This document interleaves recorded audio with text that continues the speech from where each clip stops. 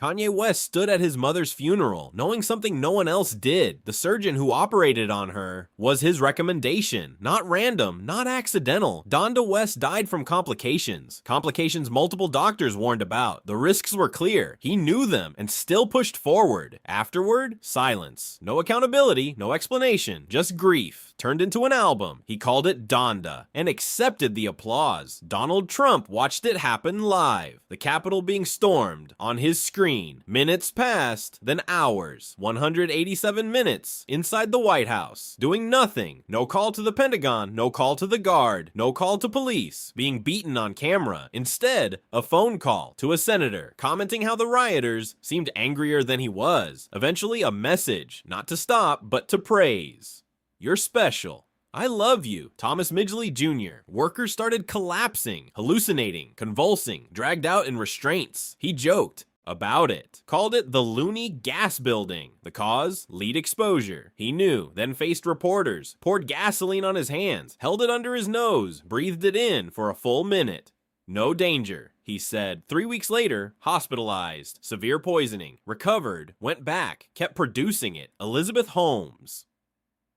This wasn't theory, this was real patients, real blood samples, real consequences. Machines didn't work, she knew. Error rates were visible, still deployed them. Inside pharmacies, people were told they had HIV, others told they were healthy when they weren't. Pregnant women panicked, doctors acted on false data. She kept going, kept selling the vision, black turtleneck, big promises, healthcare revolution that never existed. Robert McNamara. He knew the truth, the war was unwinnable. He wrote it in a classified memo, clear, direct, final, then walked outside, faced cameras, said the opposite, pushed escalation, again and again. Months passed, thousands. Died after he already knew. Years later, a memoir. He called it Courage. Sam Bankman-Fried spoke about ethics, transparency, responsibility over and over. Podcasts, interviews, Congress, the face of trust. Behind the scenes, billions missing. Customer funds moved quietly into risky bets. Losses stacked. The system cracked. In 72 hours, everything collapsed. Millions affected. He tweeted, shocked. He shouldn't have been. Adam Neumann. One morning, 2,400 people gone. No warning. Email sent. Teams erased. At the same time, he cashed out. Hundreds of millions. Before the fall, then negotiated more. $1 billion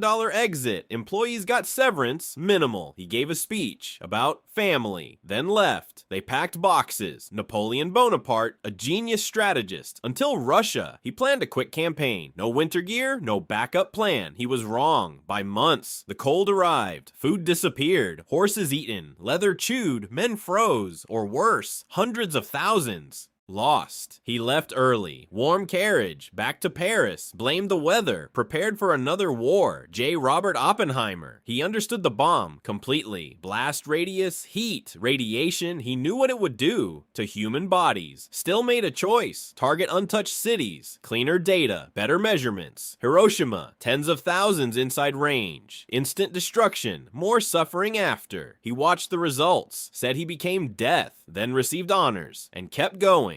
Mark Zuckerberg started in a dorm room, 2004. The Facebook went live, clean, simple, connecting friends. Except the code wasn't exactly his. The Winklevoss twins had an idea first. Connect You, Harvard exclusive. They thought it was revolutionary, so they hired this kid to build it. He took meetings, took notes, took everything, then launched his own version. 6 days later, the audacity is almost impressive. Almost. They found out, confronted him directly, he stalled.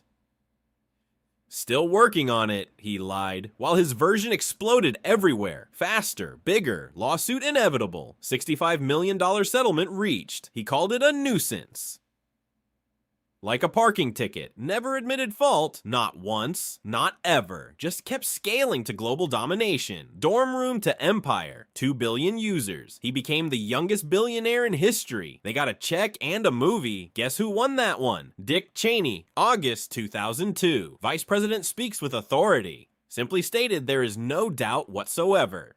Saddam Hussein has weapons of mass destruction. Not maybe, not probably, no, doubt. Intelligence agencies? Actually pretty uncertain about that. CIA reports. Inconclusive at best. UN inspectors found literally nothing. Did that slow him down? Not even slightly. He pushed harder, pressured analysts relentlessly, visited CIA headquarters, personally, himself. Rare for a VP. Sends a message. March 2003. Invasion begins as planned. We will be greeted as liberators, he promised. Narrator, they absolutely were not. Years of searching followed. Inspections, interrogations, no weapons found. Zero, zilch, nothing. 4,491 American soldiers dead. Hundreds of thousands of Iraqis gone. Later, asked if he had doubts. No. Flat, simple, certain. Asked if he'd do it again. Yes. Without hesitation. No apology, no regret, no reconsideration, just certainty. Before, during, after. The confidence is truly breathtaking. George W. Bush, August 6, 2001. Presidential brief arrives. Delivered to Texas Ranch, vacation time. Title, Bin Laden determined to strike in U.S. Specific, direct, clear threat warning. FBI indicates patterns consistent with preparations. Hijackings mentioned as possible method. He reads it. At the ranch. 36 days into vacation. Staying 17 more. No meetings called. No agencies mobilized. No heightened alert. Nothing. Briefer emphasizes this is serious. His response, you've covered your ass now. Goes back to clearing brush, fishing, relaxing. Vacation continues. September 11th, 2001. 4 planes hijacked. 2,977 people dead. Towers fall. Months later, reporters ask the question, could he have done more? Nobody could have predicted airplane missiles, he says. The brief literally predicted that. August 6th memo, declassified after pressure. He calls it historical intelligence. Not actionable, he claims. No apology, no accountability, just declares, we're at war now. Starts 2 wars in response. Iraq, Afghanistan, decades long, neither connected to the briefing he ignored while fishing. But sure, nobody could have predicted it. Absolutely nobody saw this coming, except the briefing, which predicted it exactly.